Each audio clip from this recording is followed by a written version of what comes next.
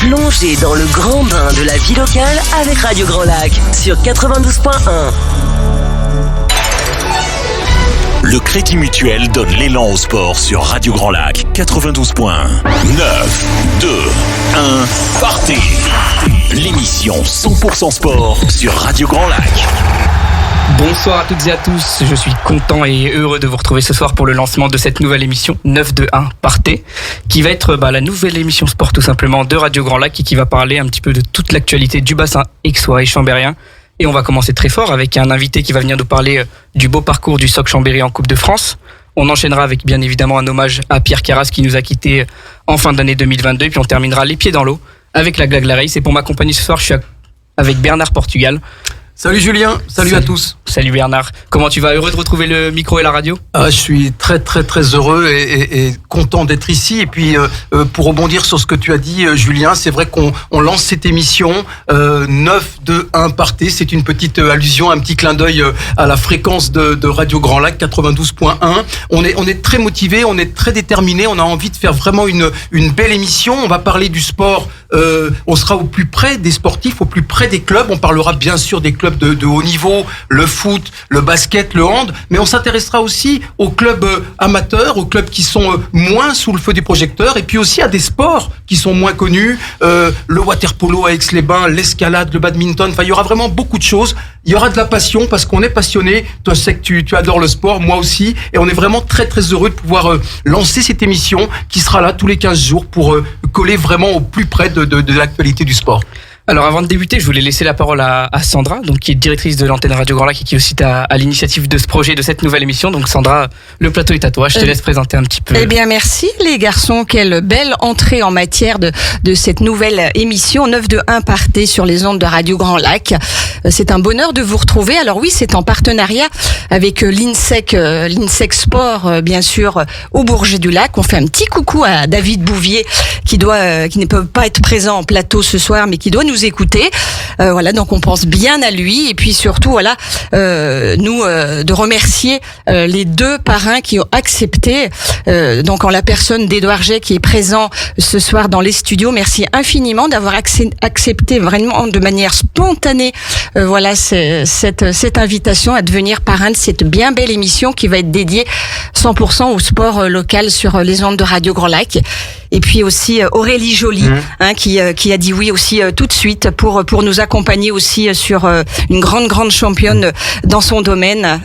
Donc qui a accepté effectivement de devenir aussi la marraine. Bah oui, on est ravis. Édouard qui est journaliste à RMC, qui est passionné de sport, le football, le rugby, le ski. On va lui donner la parole dans un instant. Et puis Aurélie Joly, tu l'as dit Sandra, c'est un palmarès incroyable, championne de France, championne d'Europe, championne du monde, gymnastique aérobique. Et c'est un porte-drapeau. C'est la gymnaste la plus titrée en France après Jeannie Longo. Ouais, la sportive la plus titrée en France, c'est impressionnant. Donc voilà, merci en tous les cas infiniment à Aurélie et puis à Édouard. Édouard, on est très heureux de t'accueillir. T'as eu envie tout de suite, Sandra l'a dit, d'aider ces jeunes, parce que c'est vrai qu'ils le méritent, d'aider ces jeunes à se lancer dans ce métier. Bah oui, parce que bonjour à toutes et à tous.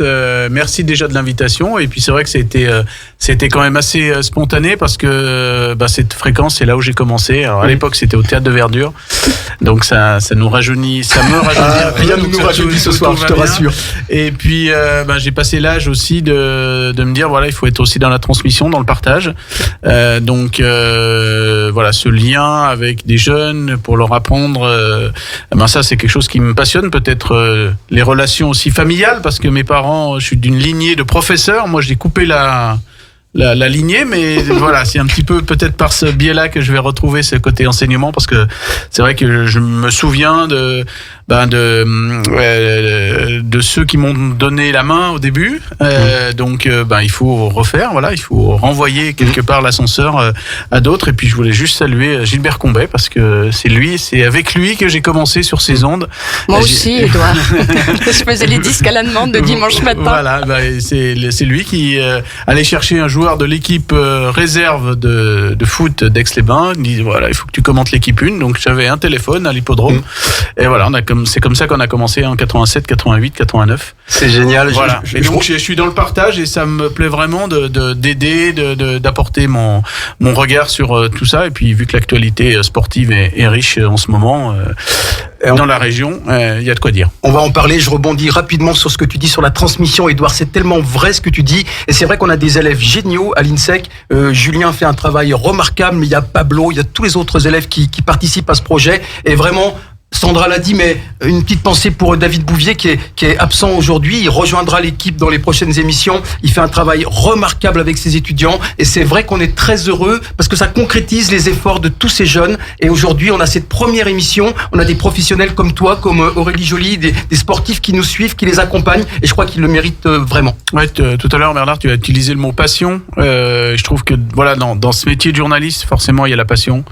La passion d'informer, que ce soit du fait divers, que ce soit de l'économie, voilà, d'essayer d'aller au plus près de tout ça. Mais en sport, il y a peut-être une notion de passion un peu plus parce que c'est vrai que c'est facile parfois de se dire tiens, on retransmet des matchs, on est dans des grands stades, on est dans des championnats du monde, des Jeux Olympiques, mais il y a beaucoup de patience à avoir, il y a du froid, il y a des longues heures de route, il y a des longues heures d'attente, donc il faut être passionné parce que ça vient pas comme ça.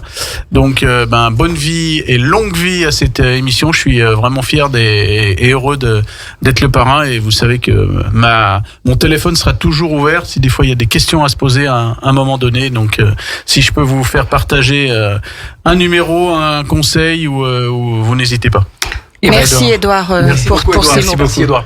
Merci Sandra aussi pour cette belle entrée en matière. On va pouvoir attaquer. Bernard, qu'est-ce que t'en dis ? Bah écoute, on va parler ballon rond parce que comme l'a dit Edouard à l'instant, l'actualité sportive elle est importante en ce moment, et on a à côté de moi un invité, tu l'as dit, de Chambéry-Savoie Football, parce que le club a un rendez-vous très important dans pas longtemps avec l'Olympique Lyonnais. Et oui, on est ravis d'accueillir Jérôme Donneau, qui est secrétaire général du club au SOC de Chambéry. Jérôme, merci d'être là. Alors juste là, il faut juste faire tes fiches très précisément. Ouais. La rigueur. C'est plus le SOC. On peut me permettre. Oui, on parle bien de ballon rond. On parle bien de ballon rond et pas de ballon ovale. Vous savez quoi, c'est le Chambéry-Savoie Football. Non, mais on a parlé tout à l'heure avec Julien de l'épopée en 2011 du stade olympique chambérien. Donc voilà, c'est pas grave. Tout à fait. Donc il s'agit bien de ballon rond, donc de Chambéry-Savoie Football. Et effectivement, merci de nous accueillir. Et puis je suis très heureux, moi, à titre personnel et aussi de chef d'entreprise, de voir que il y a des jeunes comme ça qui s'investissent et qui réussissent, parce que c'est pas simple de prendre un micro, de faire ça aussi pendant les études, pendant l'alternance. Bravo. Et voilà, donc je suis très heureux d'être ici, et puis très heureux aussi de faire la connaissance d'Edouard, que j'écoute pas religieusement, mais il a son fan club, il a son fan club. La pondération, voilà, parce que je suis pas un grand fan de Riolo, mais lui, il est très un intervenant chez nous. C'est un intervenant de grande qualité, mais c'est normal, il est savoyard. Bon sang ne saurait mentir. Merci en tout cas Jérôme pour cette belle entrée en matière. Alors j'imagine que vous êtes fier du parcours de votre équipe en Coupe de France, puisque c'est un petit peu ce qui fait l'actualité en ce moment. Je vais pas vous dire le contraire. Il est évident, surtout quand on est dirigeant, partenaire, bénévole d'un club. Alors moi, je me fais le porte-parole de tous les bénévoles du club. Ils sont plus d'une 60aine. Il est certain que dimanche soir, moi avant, c'était les Verts qui me faisaient vibrer. Bon, là, je vais pas faire je vais pas m'apesantir plus. Mais là, voilà, dimanche soir, quand Jordan Scarantino nous a délivré pour son 3e but suite au caviar de Nassim. C'est vrai que j'ai vibré devant mon poste. Et puis, j'étais pas le seul. Il y avait plein de Chambériens. Et c'est vrai, quand on voit tout l'engouement autour de cette rencontre, c'est sûr que c'est des joies. Franchement, c'est fabuleux. On sort de périodes un petit peu compliquées. Ça, c'est des joies simples, puisque nous, on n'est pas dans le monde professionnel. Et c'est sûr que ça fait beaucoup de bien. Voilà. Et c'est pas fini, Jérôme, il y a une petite parenthèse quand même, je rebondis là encore sur ce que vous dites, petite déception quand même, vous parlez de la ferveur à Chambéry, mais le match il a été délocalisé, finalement il aura lieu à Lyon, petite tristesse quand même ou... Non, et même si c'est un Stéphanois qui vous parle, c'est avec grand plaisir qu'on va aller à Lyon. Après il faut être réaliste, organiser une telle rencontre en 10 jours, quand on voit les protocoles de la fédération, c'est juste très compliqué. Donc à un moment il faut être réaliste, en plus l'OL est club partenaire et un vrai partenaire. Pas que des mots, il y a des actions derrière. Donc c'est assez naturellement, moi je pense que c'est vraiment depuis le début pour cette solution. Et c'est celle-là qui l'a emporté. C'est le choix de la raison. On n'a pas encore de stade à Chambéry qui vont nous permettre de pouvoir accueillir ce type de rencontre l'année prochaine. Donc on va essayer de faire aussi bien l'année prochaine, ça va être compliqué. Non, mais il n'y a pas de déception à voir. En plus, l'OL nous a vraiment hyper bien accueillis, ça se passe très bien. Franchement, non. Puis on a mis en place, on va peut-être en reparler après, mais il y a beaucoup de solutions logistiques qui sont mises en place par tous les institutionnels du département, de la région, Grand Chambéry, le conseil départemental. Donc il n'y aura pas de difficulté pour pouvoir se rendre au parc OL. Et justement, vous allez affronter l'Olympique Lyonnais. Est-ce que c'est ce que vous espériez, vous, jouer contre un gros du championnat français, ou vous auriez espéré une équipe un petit peu moins huppée ou qui joue à un niveau un peu plus bas? Alors moi, en tant que dirigeant, j'espérais vraiment, en 32e, j'espérais Monaco, Nice ou Paris pour qu'on puisse faire un tirage et sortir de la coupe, qui est énormément énergivore. Non, je devrais pas dire ça comme ça, mais sortir la tête haute, parce que ça, on est dans un championnat de National 3. Il faut resituer quand même le contexte. Chambéry, c'est un football. C'est un budget de 400 000 €. On est le plus petit budget avec la AS Domérat de la poule de National 3. On n'a qu'un joueur sous contrat fédéral. Donc voilà, on est vraiment des amateurs. Le championnat est extrêmement relevé. Et la Coupe de France, c'est extrêmement énergivore. Donc c'est sûr pour les joueurs, je peux pas dire ça. Évidemment qu'on va aller à Lyon, surtout qu'en ce moment, c'est peut-être un bon coup à jouer. Après, moi, j'ai pratiqué un petit peu le football, ça va être quand même compliqué. Mais oui, j'espérais secrètement, effectivement, un gros tirage pour aller jouer dans un stade magnifique. Et puis tout se passe bien. Après, évidemment, on est des compétiteurs. Si on doit gagner, on gagnera. On va pas se priver. Et justement, Édouard, tu suis l'Olympique Lyonnais de très près. Est-ce que c'est le match piège par excellence pour les Lyonnais qui sont, comme l'a dit Jérôme à l'instant, pas au top en ce moment? Est-ce que c'est un match piège à ton avis? Pour Chambéry Savoie Football, il peut pas y avoir le meilleur moment pour affronter Lyon. Parce que franchement, ce qu'on a vu encore samedi soir, dans la production du jeu, c'est presque le meilleur match de l'année qu'ils ont fait. Après, ils ont pas de chance sur un ou deux faits de match. Des fois, ça se joue vraiment à peu de choses. Après, la grande donnée qui est importante, c'est l'aspect supporter. Clairement, les supporters sont contre leur équipe. On l'a vu encore samedi, ça nous a causé d'énormes problèmes. Nous, on a dû sortir à 2h du matin tellement il y avait des lacrymogènes et des fumigènes partout. Donc voilà, donc c'était un peu épique la fin de match, outre la défaite. Je sais pas si vous avez vu, mais il y a des banderoles avec la photo d'une chèvre, des formules. Donc ça, je peux vous dire que les joueurs qui attaquent et qui voient en face des chèvres sur des banderoles, c'est pas bon du tout. Mentalement, on les voit de près quand on est là-bas, on sent que vous imaginez dans votre travail le matin, vous rentrez, vous avez des gens qui amènent le fumigène, qui vous insultent, etc. Vous commencez votre travail, vous ouvrez votre ordinateur, vous n'êtes pas forcément en forme. Donc là, c'est les jambes. Donc les jambes sont là, mais la tête, elle est pas forcément là. Donc on sait jamais il peut y avoir un défait de match. Et puis, alors c'est vrai que sur le papier, normalement, il devrait y avoir un rouleau compresseur. On est d'accord. Mais dans le sport de haut niveau, la tête est très très importante. Et là, les têtes, je peux vous dire, sont très très abîmées. Puis là on est dans une période de fin de mercato, donc il y a des joueurs qui sont totalement désorientés. Voilà, et à ce niveau-là, au niveau des têtes, il y a quelque chose à faire. Après, les jambes, elles peuvent totalement tourner du côté de Lyon et ça peut bien tourner. Voilà, de l'importance du premier but. Si c'est Chambéry qui le met, vous pouvez avoir les 15 000 ou 20 000 personnes qui vont être là, qui peuvent se retourner contre leur équipe. Ça, c'est déjà vu. Donc, je l'ai vu à Saint-Étienne, parce que la région est un petit peu malade au niveau de son football, donc je suis au cœur des problématiques. Donc voilà, c'est peut-être la petite donnée sur laquelle, normalement, le petit Pousset devrait pouvoir jouer. Et je sais que le coach joue déjà un petit peu là-dessus. Merci Édouard, mais je précise bien évidemment que tous les joueurs sont des compétiteurs, donc bien entendu quand ils vont rentrer sur la pelouse, au-delà de l'aspect émotionnel, à un moment donné, ils vont faire tout ce qu'ils sont capables de faire. Ils sont capables de faire de très belles choses. Après, Édouard, il y a quand même une différence de niveau quand on voit le banc et l'effectif de l'Olympique Lyonnais qu'on compare au nôtre. Nous, on a une très bonne équipe de National 3, peut-être un petit peu niveau National E. J'espère en tout cas. Voilà, mais après il y a quand même 5 divisions d'écart. Il y a 5 divisions d'écart. Voilà, nos joueurs, ils sont tous amateurs. Ouais, ils s'entraînent ce soir, ils ont joué un derby un peu âpre samedi soir à Aix. Mais la Coupe de France réserve de tellement belles histoires, justement, de petits poussets qui font mordre la poussière au plus gros, qu'on peut encore y croire côté chambérien, bien sûr. On est d'accord, de toute façon, évidemment, et que le coach, comme l'a souligné Edouard, Cédric, qui est vraiment une personne de grande valeur et qui sait, effectivement, en plus, on sait, cette année, vraiment, on a un staff, alors Jean-Louis, notre vice-président, dit qu'on a un staff de Ligue 1 avec un préparateur mental, avec deux préparateurs physiques. Il est certain que, et Cédric est quelqu'un d'extrêmement, je peux vous le dire, en tant que secrétaire du club, c'est d'extrêmement pointilleux. Mais méticuleux, voire maniaque. Mais c'est peut-être ce qu'il faut pour réussir, parce qu'en tout cas, voilà. Puis en plus, c'est quelqu'un qui a ce club dans le sang, donc ouais, c'est quand même une sacrée histoire. Il y a ses parents qui sont tout le temps présents, qui aident de façon incroyable.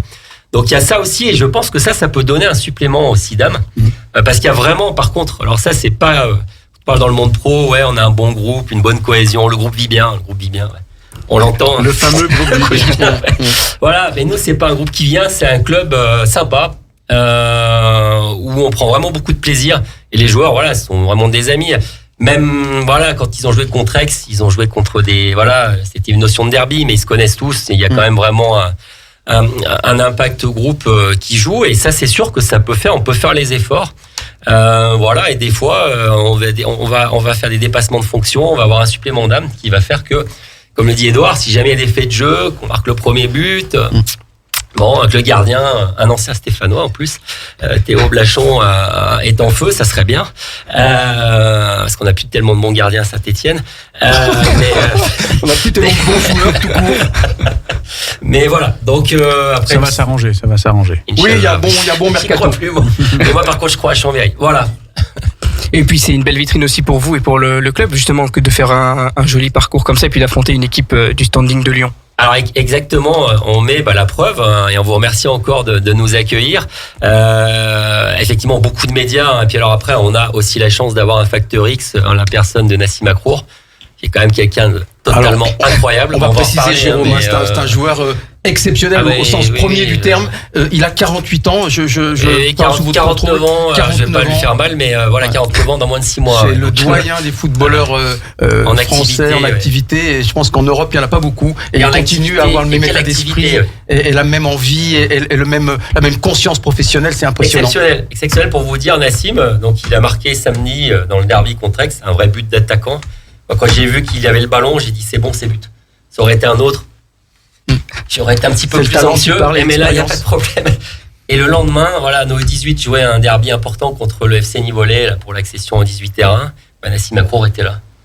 Voilà, c'est tout. Après, tout est dit. Et il était là avec la même passion, avec la même envie, avec le même sérieux.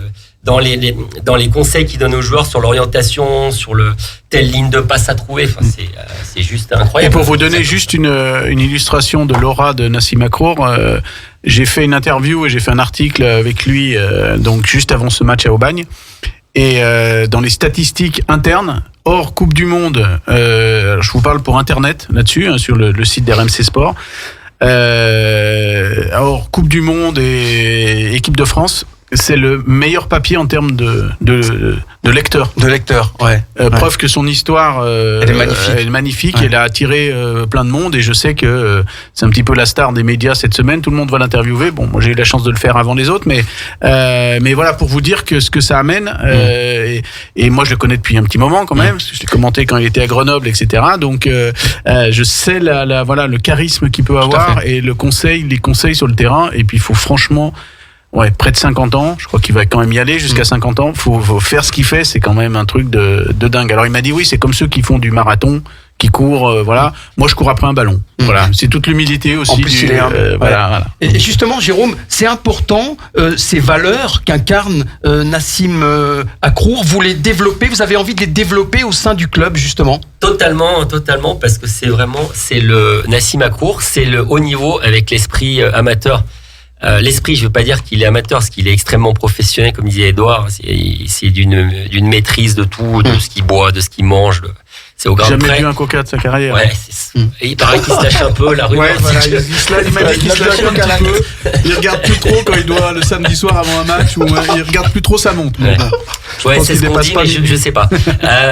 En tout cas, ouais, c'est évidemment un exemple incroyable. Moi, j'aurais rêvé. J'étais un piètre joueur amateur, mais jouer avec quelqu'un comme ça, mais moi là, j'aurais été capable de jouer en Régional 1 avec un joueur comme ça. Non, mais moi je vois l'impact. J'en ai parlé avec mon fils qui a joué, mais c'est vrai que quand il est dans un vestiaire et quand il vous parle et quand il vous dirige sur le banc de touche, c'est un grand monsieur, un leader exceptionnel. Voilà, juste exceptionnel, et c'est bien dans l'esprit de Chambéry. Et on le remercie d'être là. Ouais. Et il va avoir un rôle important dans le vestiaire à quelques heures de ce match vraiment capital où l'expérience, Edouard l'a dit, ça peut basculer très vite. L'expérience va jouer à fond. Oui, parce que nous, on a un groupe jeune. Effectivement, alors Nassim, il fait remonter la moyenne d'âge de l'équipe. Mais faut l'enlever. Voilà, mais sinon, en fait, on a beaucoup de joueurs du cru. Nous, 80% des joueurs, ils viennent du bassin chambérien. Enfin, de la Savoie, parce qu'on a des Mauriennais, ça c'est très bien. Pas trop de Tarin. Voilà, des Aixois aussi. Voilà, donc c'est sûr que lui, il a cette expérience-là. Et bien évidemment, mais comme chaque week-end, il a un rôle. Il est arrivé, Nassim, on était dernier de National 3. Voilà, et après, on a enchaîné une série de 12 matchs sans défaite. Voilà, il a la culture de la gagne, à votre avis? Ah oui, c'est un compétiteur, évidemment. Ouais, complètement. Et puis il est apaisant. C'est quelqu'un d'apaisant, en fait. Voilà, donc quand vous êtes en stress, voilà, c'est quelqu'un qui vous fait du bien. Bernard, on va se replonger un petit peu dans le passé, et puis on va revenir un petit peu sur l'épopée Coupe de France du SOC à l'époque et du Chambéry Savoie Football actuellement. Ouais. Ah voilà. Bien récupéré, bravo. Voilà, non mais c'était ça. On voit les pros. Voilà. On voit les pros. C'est en faisant des erreurs qu'on apprend. Ouais, voilà. exactement. Et Julien, merci de me tendre la perche. Ouais, on va faire un petit. Alors c'est une rubrique qu'on présentera régulièrement. Souvenirs. Il y a des gens qui viendront nous parler de souvenirs qui les ont marqués. Et c'est vrai qu'on pouvait pas aujourd'hui ne pas consacrer cette chronique à cette épopée incroyable du SO Chambéry à l'époque. Qui avait réalisé un parcours historique, un parcours phénoménal. Et moi, en tant que journaliste, j'avais eu la chance, je travaillais à France 3 Alpes à l'époque, et j'avais eu la chance de suivre cette épopée, et j'ai vraiment gardé des souvenirs exceptionnels de cette période, de cette aventure. Moi, j'ai vécu les exploits de ces Chambériens depuis la pelouse, et ça, c'était vraiment une position privilégiée parce que j'ai vibré avec eux. Alors, pour vous situer un petit peu le contexte, parce que Julien, en 2011, t'étais un petit garçon, donc je te rafraîchis la mémoire. Chambéry évoluait en CFA 2. 5e niveau, c'était le niveau amateur, un 5e niveau français, et Chambéry avait réussi l'exploit incroyable d'éliminer en 3 tours consécutifs 3 équipes de Ligue 1, et ça n'était jamais arrivé dans l'histoire de la Coupe de France. Donc, et c'est jamais arrivé. Depuis. Et c'est jamais arrivé. Et pas des moindres, parce qu'il y avait l'AS Monaco. Absolument. Merci pour la précision, Edouard. Donc en fait, le contexte, il est le suivant. C'est Monaco qui vient en 32e de finale. Là, il y a un match incroyable. Stéphane Ruffier dans les buts. On voit le Stéphanois qui est à côté de moi. Stéphane Ruffier qui a fait le bonheur des Verts pendant plusieurs années par la suite. Mais il y avait aussi Puy-Grenier, il y avait Nicolae, il y avait Aubameyang, il y avait la grosse équipe. Chambéry. Match de fou, une ambiance dans le stade, et je me souviens, mais un match incroyable dans un stade complètement blindé, et d'ailleurs tout le monde s'était précipité. Il va bien en Coupe de France, oui, un petit peu, il nivelle un peu les valeurs. Exactement. Et c'est vrai qu'il y avait une ambiance de folie. D'ailleurs, je crois que les Monégasques avaient été un peu perturbés, un petit peu chahutés quand même par cette ambiance. 1-1, score final après les prolongations, tir au but, et Chambéry se qualifie. Là, c'est déjà la folie dans Chambéry. Ensuite, le tour suivant, une autre équipe de Ligue 1, Edouard l'a dit, c'était Brest. Les Brestois, les bons Bretons, nos amis qui arrivent, ils ont été surpris aussi. Même issue, 1-1. Tir au but, et là encore une fois Chambéry qui au bout du suspense, il y avait vraiment un suspense insoutenable, qui se qualifie. Et puis la 3e équipe, c'était dans la foulée, l'équipe de Sochaux, et là les Chambériens gagnent à la régulière en dominant, en faisant un match incroyable, 2-1, et ils se qualifient. Donc ça, c'était vraiment exceptionnel. Et puis, alors j'ai envie de dire, peut-être une petite tristesse, une petite déception, c'est que le match de quart de finale, c'est la première fois que Chambéry arrivait en quart de finale. Il a lieu à Grenoble, et il n'y a pas la même ambiance, parce que le stade est un beau stade de Ligue 1, mais c'est pas le petit stade de Chambéry avec 3500 personnes. Et au final, il n'y a pas l'alchimie, il n'y a pas le même karma, et Chambéry se fait éliminer contre Angers, qui est une équipe de Ligue 2, et l'aventure s'arrête là. Mais ça avait été quand même vraiment exceptionnel. Et juste une dernière chose, Jérôme, parce que j'avais été très marqué.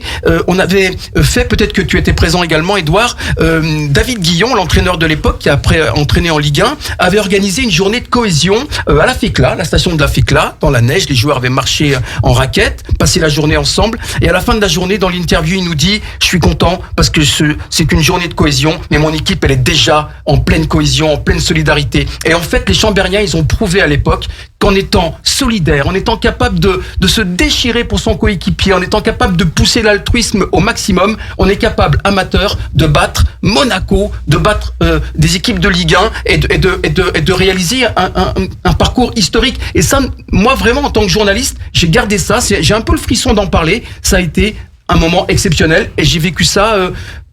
une petite équipe de Chambéry, c'est pas du tout péjoratif, qui a été exceptionnelle et ça c'était vraiment génial. Je vous souhaite le même bonheur. Alors oui, les quarts de finale très bien, demi si on peut y aller, mais la suite après 2011. On voit le secrétaire général. On va éviter la suite. On va éviter, mais là il n'y a pas de risque. On a ce qu'il faut au niveau du club et on commettra pas les mêmes erreurs. Ouais, puis justement, ayant connu aussi ça, David Guillon, j'avais fait aussi des choses avec lui, parce que David Guillon n'était pas connu à l'époque. Bien sûr. Et maintenant, il a été entraîneur, notamment il est à Bordeaux actuellement, il était aussi à Reims. Et dès le match, dès le tirage au sort, j'avais pris quelques paris avec le président d'Annecy ou de Chambéry, plutôt avec Cédric à Chambéry, en disant voilà, je suis sûr que ça va être Lyon. Donc finalement, c'est tombé sur Chambéry et tout de suite derrière les gens de l'OL m'ont appelé pour savoir est-ce qu'ils ont un terrain. Voilà, donc je sentais déjà qu'il y avait la volonté d'inverser et je peux le dire maintenant, je leur ai dit, il y a quand même, dès le dimanche soir, j'aurais dit, il y a quand même de fortes chances que ça soit inversé, parce que le stade à Chambéry, c'est pas possible. Annecy, connaissant la pelouse, c'était pas possible. Et puis Bourgoin, il y avait un match de rugby. Voilà. Et au final, c'est bien pour tout le monde, parce que c'est vrai que de 2011, souvenir de tous les déboires, mais surtout en 15 jours organisés, même en un mois organisé, un 32e, un 16e, un 8e de finale, ça vous coule un club, quel que soient les dirigeants, quelle que soit leur qualité. Absolument. Ou pas, mais en tout cas, parce que c'est hyper difficile. Parce que et d'ailleurs, ça demande des structures, ça demande des sécurités, c'est incroyable. L'organisation d'un match de foot, ça paraît rien, mais comme ça, mais alors c'est en termes de sécurité, en termes de journalisme, même pour nous, etc. C'est affolant. On parle d'entreprise de spectacle, d'ailleurs. Bien sûr. C'est ça, ouais. Et on va pas en débattre aujourd'hui, on en parlerait pendant 2 heures. Mais Édouard, tu te souviens que la suite, le retour sur terre à l'époque de Chambéry avait été difficile et le club a été secoué par bien des remous et bien des tempêtes dans la foulée. Rapidement, Jérôme, parce qu'on pourrait encore là en parler 2 heures, on a bien compris que la Coupe de France, vous, le secrétaire général, vous êtes très content, mais que vous n'allez pas non plus jouer la finale. Un mot sur le championnat. Ça tombe bien, je suis pas sur le terrain. Vous allez bien gagner ça risque pas. Vous allez bien gagner 3-4 sous quand même. Ouais. Ça va. Et puis, c'est déjà 52 500 euros. 52 500 euros Ouais, de participation déjà. Ah, merci pour cette précision. Ah voilà, on a pas encore fait les comptes. Sachant que les joueurs, évidemment, en auront, et ça fait partie de 3%. De notre... Non,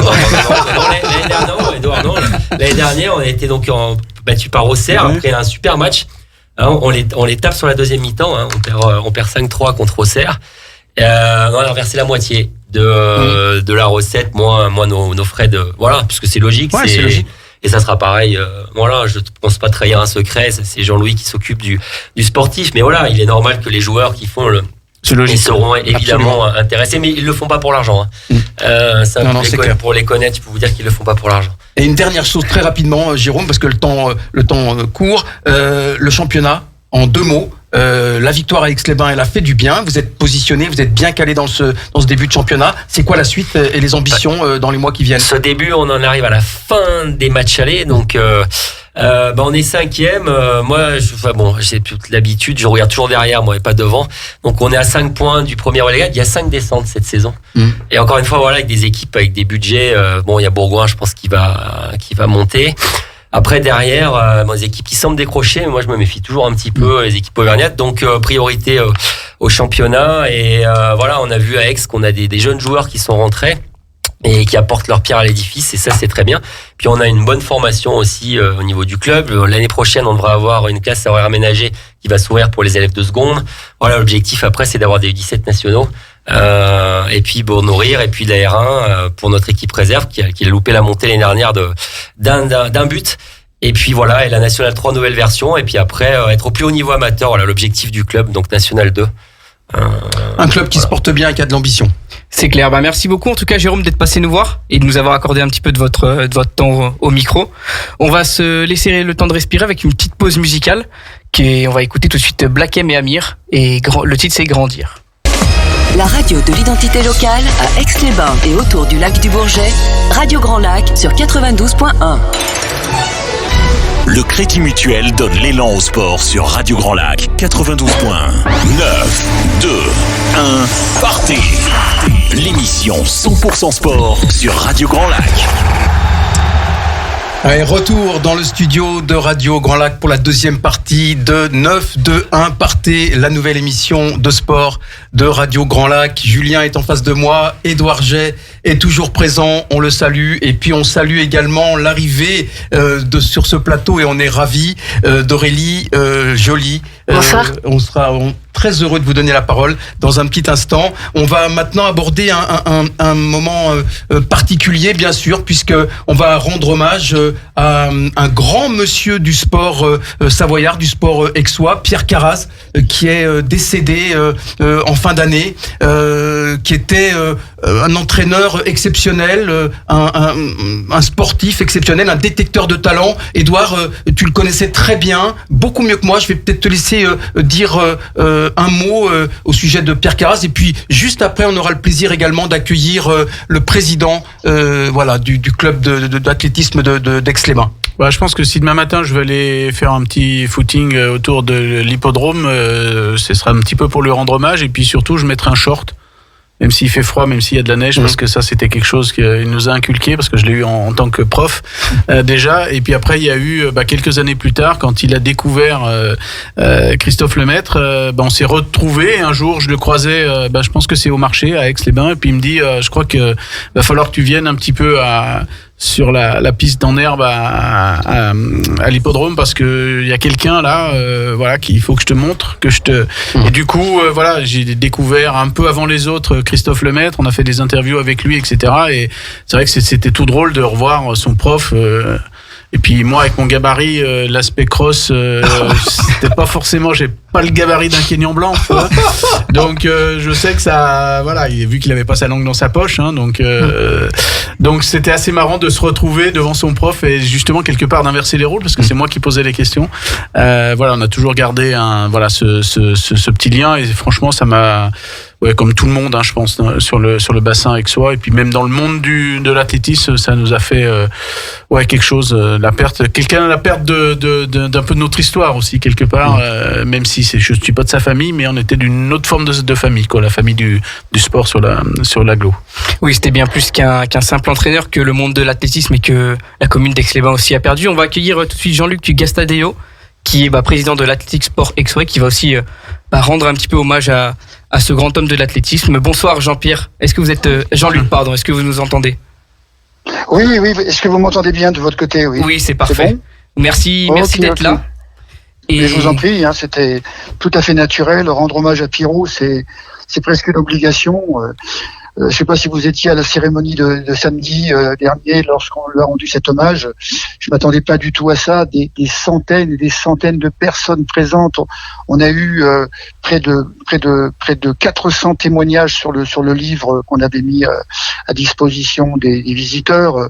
Et rendre hommage à Pierrot, que dire de lui? Je veux dire, ses qualités sont tellement énorme, des qualités bien sûr de générosité, d'humilité aussi, et surtout d'humilité, et au travers d'une passion dévorante qu'il a, dévorante à l'excès, on peut dire, avec cette recherche obsessionnelle du geste juste, de l'amélioration sans cesse des performances, et tout ça, bien sûr, avec une sympathie, une spontanéité qui faisait sa réputation. Je veux dire, on pouvait pas aller sur un stade, que ce soit à l'hippodrome ou à Forestier, sans entendre la grande gueule de Pierrot, quoi. Je veux dire, il a marqué des générations entières d'athlètes. J'ai calculé, de toute façon, il a mis sa patte sur ses athlètes sur 4 générations. C'est totalement incroyable, quoi. Est-ce que c'est important pour vous justement de venir dans les médias locaux, de toujours perpétrer sa mémoire et de parler de lui encore et de lui rendre hommage? Je dirais que c'est presque devenu une habitude maintenant. Et le fait d'évoquer en permanence toutes ses qualités, et puis en même temps il avait aussi les défauts de ses qualités, il faut le savoir. Il était entier, il n'admettait pas véritablement qu'on se moque de lui, parce que il donnait son temps tous les jours de la semaine. Il était là, présent sur le stade, et ce qu'il supportait pas, c'était l'hypocrisie ou la tricherie. C'est-à-dire que vous étiez là pour vous entraîner, quel que soit votre niveau, du plus modeste coureur à Christophe Lemaître, il était là pour tout le monde. Il donnait de son temps à tous, il avait un petit mot pour tout le monde, pour chacun d'entre nous.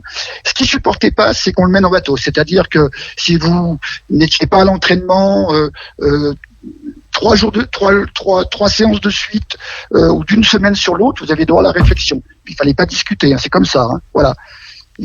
C'était lui, cette générosité, c'était incroyable. Ça n'existe plus des entraîneurs comme ça n'existe plus. On disait, Monsieur Gastaldello, que Pierrot, c'était l'ASA, c'était votre club, l'ASA, il représentait votre club, c'est votre sentiment?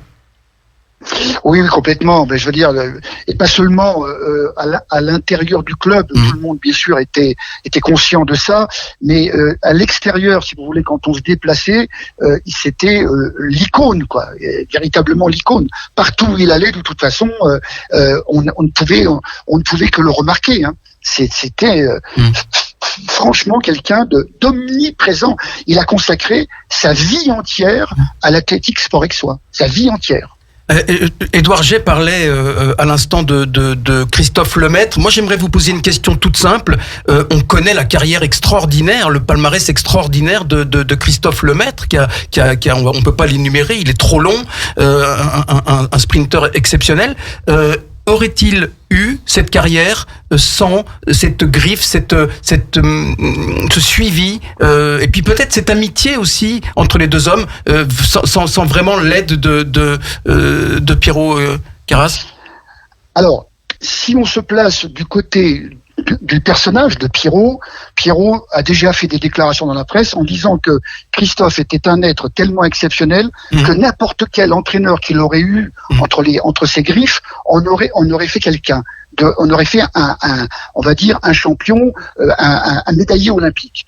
Et quand on pose la question à Christophe il dit je suis pas d'accord parce que Pierrot m'a apporté des choses qui sont extrêmement complexes à expliquer, mais en fait, sans se parler véritablement beaucoup, on se comprenait. Il y avait un tel courant qui passait entre nous deux que je n'aurais pas été le champion que je suis aujourd'hui si j'avais pas rencontré Pierre Carras. Et c'est Christophe lui-même qui le dit.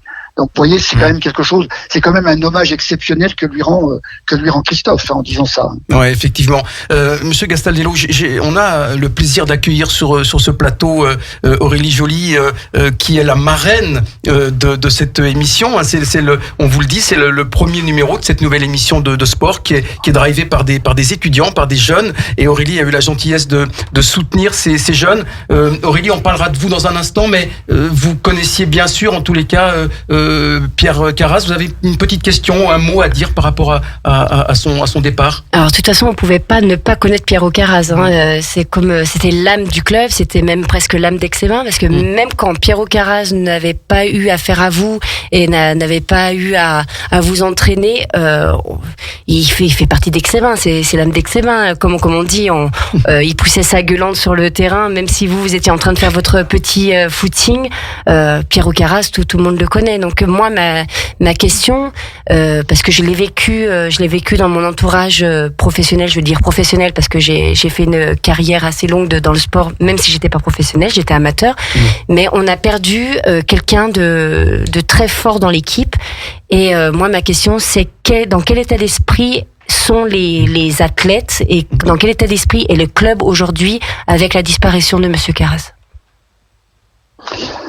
Si je peux répondre à cette question, effectivement, c'est une question très très pertinente et très importante. Aujourd'hui, c'est un tsunami à l'intérieur du club. Bien évidemment, les dirigeants comme le staff des entraîneurs se sont réunis très très vite pour analyser cette situation, parce que Pierrot était encore omniprésent tous les jours de la semaine à l'entraînement. Il laisse un grand vide, il laisse certains athlètes, certains jeunes athlètes dans un certain désarroi, on peut dire, et on a pris véritablement le taureau par les cornes très très vite pour réorganiser la prise en charge de ces jeunes. Il n'y a pas que des cadets, des juniors, il y a aussi des seniors, bien évidemment, mais on s'est vraiment mobilisé pour réorganiser et faire en sorte qu'il n'y ait pas de vide par cette absence.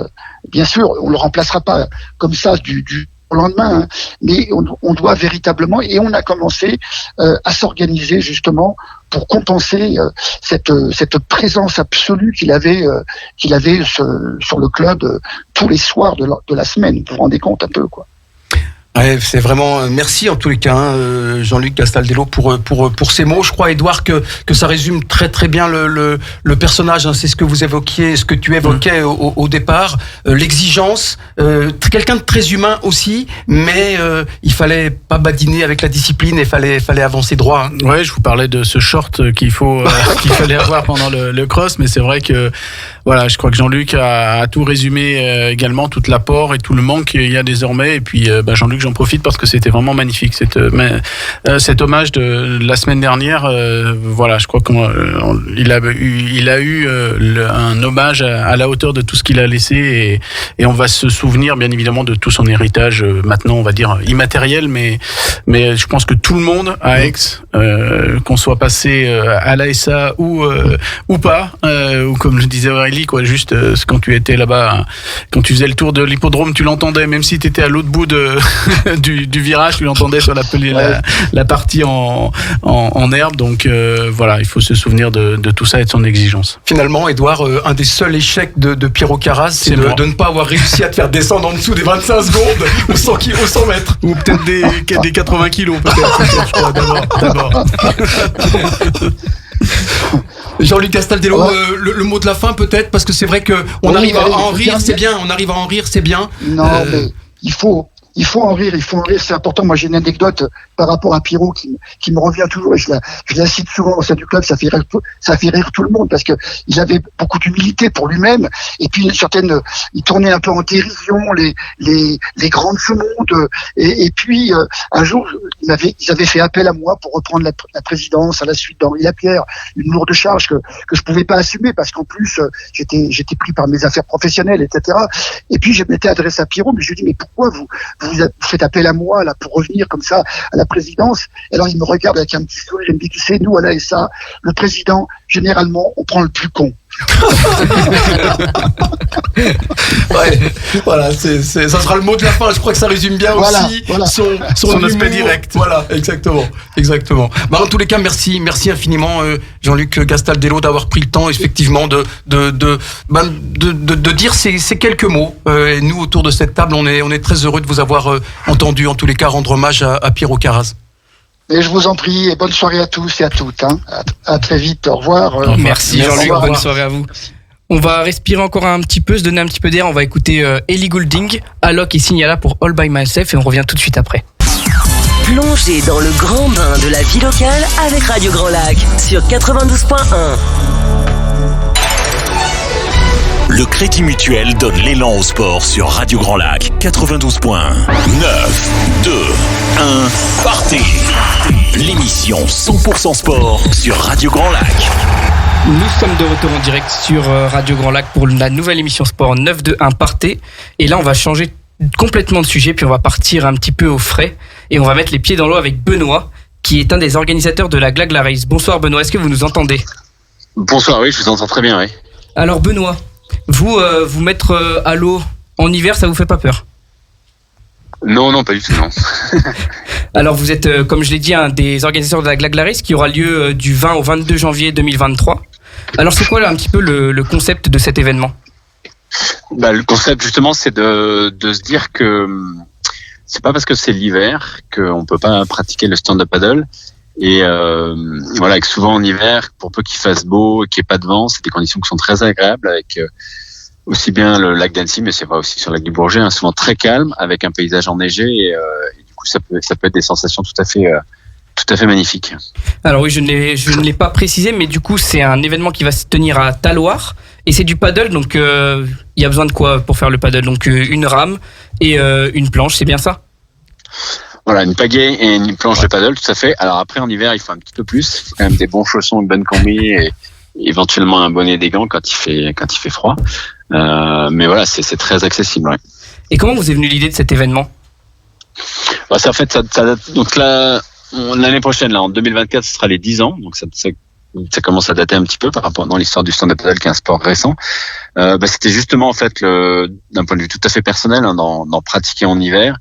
Et de voir que j'étais quasiment le seul, et que on avait souvent des conditions qui étaient très intéressantes, avec une eau très très calme, très claire, très transparente, et des paysages de montagne magnifiques, et que j'avais envie de faire découvrir ça aux autres. Et quel va être un petit peu le programme des jours où vont se dérouler la Glaglaris ? Est-ce qu'il y a plusieurs parcours ? Est-ce qu'il y a une organisation spéciale, des animations ? Oui. Le vendredi, c'est une journée un peu d'accueil pour les gens, avec plutôt le côté on reste à terre, animation, on échange avec des pros qui sont là pour vous donner des conseils, des fabricants qui sont là de matériel pour présenter leurs nouveaux produits. Il y a des stands aussi autour de la santé, parce que le stand-up paddle, c'est un sport qui est très bon pour la santé, plein de vertus. Une association qui s'appelle Au-delà de l'océan, qui lutte contre le cancer du sein, parce que c'est un bon sport pour prévenir la maladie ou pour en guérir. L'association Paddle contre Parkinson aussi, parce que c'est un sport qui est bien pour retarder les effets de la maladie de Parkinson. Donc différentes choses. Il y aura un sauna, un hammam qui sera présent sur le vendredi. Journée vraiment de mise en route le vendredi, avec des sessions de paddle yoga l'après-midi. Et le jour vraiment de la course, c'est le samedi, avec le parcours principal qui part à 10h30 du matin, où il y a plusieurs distances. Tout le monde part en même temps. Mais il va y avoir une distance de 3,5 km pour vraiment les personnes les plus débutantes, ou en tout cas les moins compétitrices. 6 km pour des gens un peu intermédiaires, et le long parcours qui fait 15 km pour les gens qui sont vraiment habitués à faire des grandes distances et à faire de la compétition. Donc il y a tout un côté sportif, mais il y a aussi tout un côté associatif autour, et c'est ça qui fait la beauté de l'événement. Mais j'ai vu aussi que cette course, elle touchait pas que les Français, puisque vous accueillez notamment des athlètes venus des 4 coins du monde chaque année. Oui, alors globalement, à la Glaglaris, la moitié des personnes qui sont présentes sont des gens qui viennent de l'étranger, principalement d'Europe, avec la Suisse, l'Italie, l'Allemagne, l'Espagne et l'Angleterre principalement, mais même des gens des pays nordiques ou de l'Est de l'Europe, avec la Pologne, la République tchèque, souvent les États baltes. On avait l'année dernière des Ukrainiens, il y en aura même qui reviendront cette année. Et puis des gens qui viennent de beaucoup plus loin, comme du Canada ou d'Australie, qui sont beaucoup moins nombreux évidemment, mais voilà, des gens qui viennent parfois de très loin. Et vous attendez combien de participants cette année à peu près ? Alors là, on est à 800 inscrits, un tout petit peu moins, donc il y a encore des gens qui vont s'inscrire. On va dire 850 personnes, avec après il y a toujours des gens qui au dernier moment peuvent pas venir, mais voilà, aux alentours de 800 participants. Ouais. Et on peut encore s'inscrire cette semaine juste avant l'événement, ou vous avez clôturé déjà ? Oui. Les inscriptions sont ouvertes jusqu'à jeudi midi à peu près, en fonction du nombre de places qui restent. Donc c'est tout à fait possible. Le site c'est glaglaris.com tout simplement, et il y a toutes les infos sur les parcours, les animations et la façon de pouvoir s'inscrire. Et voilà, je crois que Bernard cherche une activité pour la fin de semaine. Je crois qu'il a trouvé. Ouais, moi je voulais juste savoir peut-être la température de l'eau, juste pour être sûr de savoir quelle combinaison je dois mettre. Alors en fait, la température de l'eau là actuellement, elle est assez, on va dire quasiment chaude pour la saison, parce qu'il fait très beau. D'accord. Elle est encore à 7 degrés, d'habitude elle est plutôt vers 4 degrés. Comme la marge. Après, en fait, en général, il faut en hiver, quand on tombe, il faut pas forcément une condition trop épaisse, parce qu'après, c'est quand même un sport d'endurance. Donc, c'est comme si vous partiez faire un footing avec un équipement de ski alpin avec une grosse combinaison, un gros blouson et un gros pantalon de ski. Vous avez vite chaud. En fait, il faut se protéger pour, au cas de chute dans l'eau, de rester à un arrêt cardiaque. Essentiellement le buste, les mains, les extrémités, les mains, les pieds. Mais il faut pas forcément une combinaison trop épaisse. En fait, généralement, si on tombe à l'eau, on a un réflexe, on remonte tout de suite sur la planche, on reste très très peu de temps dans l'eau. Ouais, on traîne pas dans l'eau, j'imagine. Ça arrive, ouais. C'est pas, ça fait un peu peur de tomber à l'eau en hiver. Il faut éviter de le faire au début, quand on n'est pas encore lancé, qu'on est encore froid. Mais oui, il y a des gens qui tombent dans l'eau, qui remontent, et voilà, ça se passe, ça, c'est pas forcément un drame. Aurélie, Parfait. Edouard, est-ce que ça vous tente un événement comme ça Ah, en plein le hiver sauna hammam après, oui. Moi, je réserve ma place déjà dans ce secteur-là. Moi, je connais mes limites, donc je vais regarder. Merci en tout cas Benoît d'être venu échanger rapidement avec nous sur votre événement. On peut peut-être vous laisser un petit peu le mot de la fin et nous dire où est-ce qu'on pourra suivre cette course, où est-ce qu'on peut aller s'inscrire. Vous l'avez dit sur le site internet, mais est-ce qu'il y a autre chose où on peut suivre toute votre actualité jusqu'à la fin de semaine? Alors, si vous voulez, elle sera retransmise en direct sur TV8 Mont-Blanc. Vous pouvez la suivre et après, c'est relayé sur un certain nombre de partenaires, que ce soit le site de l'Office du tourisme d'Annecy, là, sur la page Facebook, en cross-postage. Donc, il y aura plusieurs sites internet où ça sera présent. Donc, si vous voulez, vous pouvez la suivre en direct. Vous pouvez venir à Talloires sur la plage pour regarder. Et vous pouvez aussi participer. Hein. C'est quelque chose qui est, on a du matériel disponible à location. C'est quelque chose qui fait un peu peur, mais au final, les gens qui ont participé, vraiment, ils s'en souviennent longtemps et ça reste quelque chose qui les a marqués. Et souvent, les gens, ils ont vraiment le sourire jusqu'aux oreilles une fois qu'ils ont terminé la course. Eh ben merci Benoît, en tout cas ça a été une très belle découverte pour nous. Je vous remercie et puis on vous souhaite plein de bonnes choses pour cet événement et puis on espère que ça va continuer de perdurer dans les années à venir. Merci beaucoup en tout cas Benoît. Je vous remercie, à bientôt. À bientôt, Merci, au revoir. Et Julien, il est déjà 18h56, le temps est passé tellement vite, c'est incroyable, on est vraiment très très content en tous les cas d'avoir pu lancer cette première émission. Moi je voudrais rapidement juste remercier encore une fois Aurélie Joly qui est la sportive avec ce palmarès exceptionnel qui va parrainer cette émission. Et puis Edouard, merci à toi d'être venu de Lyon tout spécialement pour accompagner ces jeunes. Julien, vraiment t'as été super. Et à partir de la prochaine fois, voilà, il la bonne graine, je peux encore quelques émissions et je peux partir en retraite. Mais bien sûr, voilà, la transmission elle est faite. Il va falloir bien faire les fiches. Et puis, Edouard, si tu permets, choses, mais on fera au fur et à mesure. Voilà, je voudrais quand même dire. Parce que je ne vais pas faire le rôle de parrain comme ça. Ah non, mais bien sûr. Mais tu as raison. Tu as raison. Mais tu as raison. Je vais faire mon Pierrot Carraz. Et oui, c'est comme ça qu'on progresse. Il a raison, Edouard. Il a raison. Et j'en profite. Il reste quelques secondes pour dire que j'ai justement dans les mains un très beau bouquin coécrit par toi, Edouard. Sidney Govou, Gagner, ce n'est pas normal. C'est un très très beau bouquin. Sidney Govou, multiple champion de France avec l'Olympique Lyonnais, un footballeur de grand talent, 49 sélections en équipe de France. Et Edouard, tu as écrit ce bouquin avec lui. Tu reviendras peut-être nous en parler parce que c'est vrai qu'on aurait plein de questions à te poser. En tous les cas, voilà, très beau bouquin dans toutes les librairies. Sidney Govou, Gagner, ce n'est pas normal. Et c'est coécrit par Edouard Jay. Edouard, merci infiniment pour ces jeunes, pour Julien, d'être venu. Et longue vie à cette émission. Eh ben, c'est super gentil.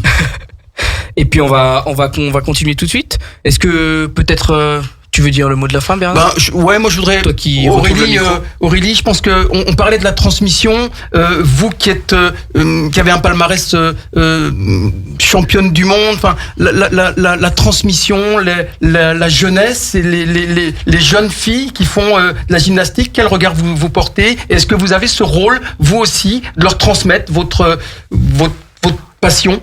Alors c'est très important et c'est très important pour moi de transmettre. Ça m'a manqué un petit peu lors de ma carrière parce que j'étais le numéro 1 française et j'ai eu du mal à tirer avec moi les jeunes pousses. Elles avaient presque peur de mon statut de numéro 1 et elles attendaient que je parte en retraite pour reprendre la place. Alors que moi j'aurais bien voulu qu'elles me poussent aux fesses. Ces petites jeunettes de 18 ans alors que moi j'en avais déjà 35. Je voulais qu'elles me poussent et ça a été très difficile de donner le flambeau au moment de ma carrière, mais maintenant que je suis investie à fond dans le secteur sport au niveau de la ville d'Aix-les-Bains, je suis contente de pouvoir enseigner ma passion de la gymnastique et d'autres sports et de passer le flambeau un petit peu aux plus jeunes. Voilà, c'est une chance aussi pour eux, bien sûr, d'avoir la possibilité de recevoir vos conseils et toute votre expérience. Voilà, mon petit Julien. Voilà, une très belle mission. Merci à tous d'être venus. Merci infiniment Edouard. Merci aussi à Aurélie d'être venue. Puis merci à Bernard d'avoir co-animé à mes côtés. C'est un plaisir. La prochaine fois, c'est toi qui es tout seul aux manettes. Merci à tous en tout cas de nous avoir suivis pour cette première de 9-2-1 Partez. Avant qu'on se quitte, je voulais juste faire un petit clin d'œil pour l'émission étudiante qui aura lieu demain matin, de 11h à midi. On sera de retour. Cette fois, Bernard sera pas derrière le micro, mais sera derrière moi pour me conseiller. J'ai redoublé beaucoup, mais je suis un peu vieux là. Et puis nous, on se retrouve dans 15 jours, à la même heure et au même endroit pour décortiquer l'actualité sportive du bassin aixois et chambérien. Merci à tous, bonne soirée et à dans 15 jours. Salut à tous. Bravo. Retrouvez également votre radio préférée, Radio Grand Lac, sur radiograndlac.com et sur les réseaux sociaux.